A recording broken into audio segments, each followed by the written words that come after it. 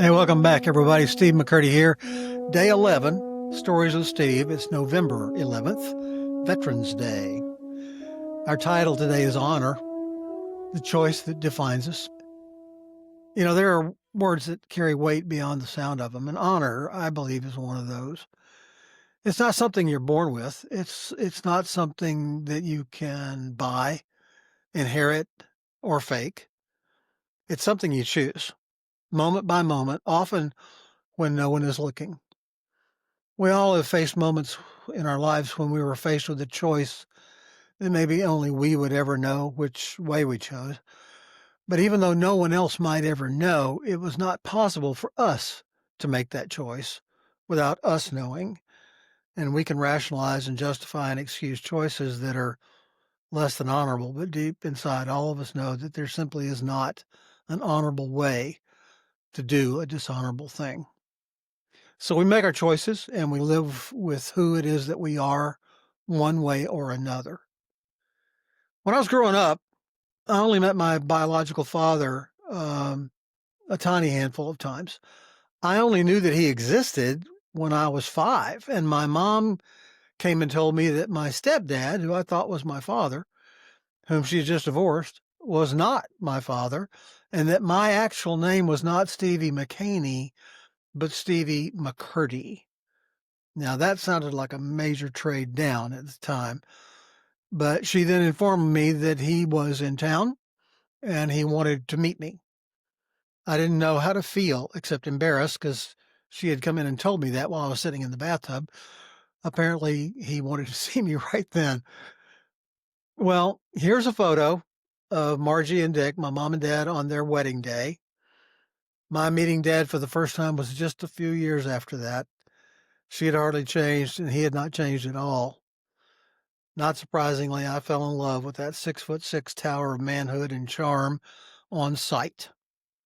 He was a Tyrone Power, Rory Calhoun look-alike, and that smile melted more hearts than just little Stevie's, I will let you know. He would come through town every few years, though he was always saying, "I'll be back in a few weeks." I would wait at the door, the screen door of 318 Graham Drive, and I'd wait all summertime, a couple of years, afraid that if I wasn't home and he came through town, I'd miss him. Talk about the fruitlessness of fear of missing out. He quit coming to visit altogether after I turned 10. It would take me another 8 years to learn that truth, and I kept waiting by the door. He would call, but he never came back through town. When I graduated high school, I learned that he was hospitalized in Albany, Georgia, which is right up the road from me now. He had blood clots in his legs, and they were afraid that one would break loose and go to his brain or his heart, and that would be it. Well, as it happened, our little high school band trip that year was going to Pensacola to the Fiesta of Five Flags. By the way, we won every award at the Fiesta of Five Flags that year except band who came the farthest. Marching, parade, concert, all of it. Very good band. Anyway, I kind of finagled my way to go see him instead of coming home with the band. Took some doing, too. To my shock, my mom approved it and helped me get that permission. And during that week with him captive on his back in bed, we had several long talks, and each of them was longer than the cumulative time that I'd spent with him up until then. On one of those days, it was just he and I. The Vietnam War was raging, and he asked about my draft status. So I told him proudly that my draft number was 242. And he said, "Steve, I didn't ask you what your draft number was. I asked you what you're planning to do about your military obligation to your country." Oh, well, that landed and put me on the spot. My mom had protected me from life with everything in her power, and I felt pretty sure she would put on a uniform and go before allowing me out of the house. That didn't seem useful to share at the moment. So after I gulped, I said, "Well, I think it means I won't get called. I won't have to go."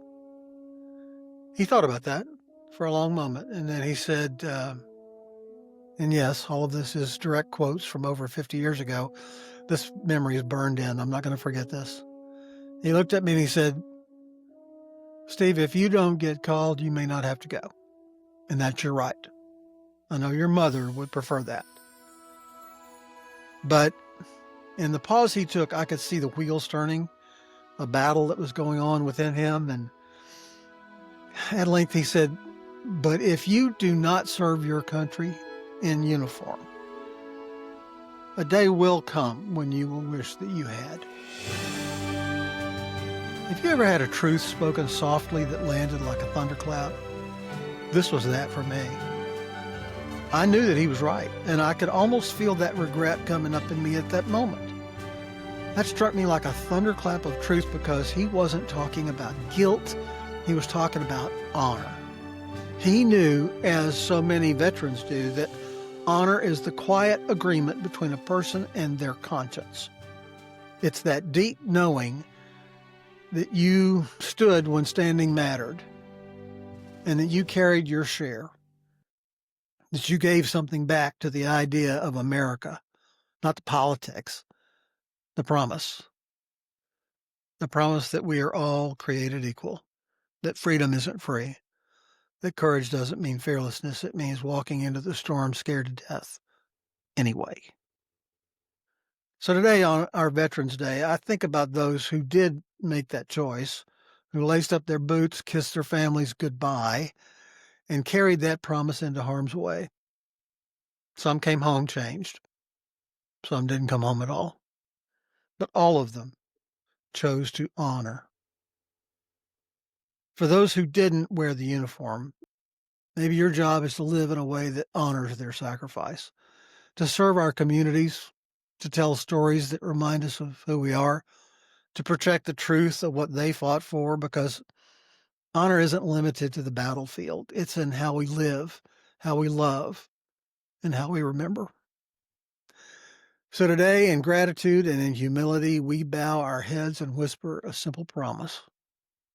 We will not forget, and we will strive to live lives worthy of the ones who gave theirs. Because honor is a choice, one we make with our actions, our words, and sometimes with our silence. But when the uniforms are folded, the flags are stored, and the last salute has faded into memory, one question will remain. What do we leave behind? Legacy isn't just inheritance or reputation. It's the echo of what we believed, still moving through the world when we're gone. And tomorrow on day 12, we'll talk about that echo, about legacy, the living proof that honor never really dies. Have a good Veterans Day. Thank you for joining me.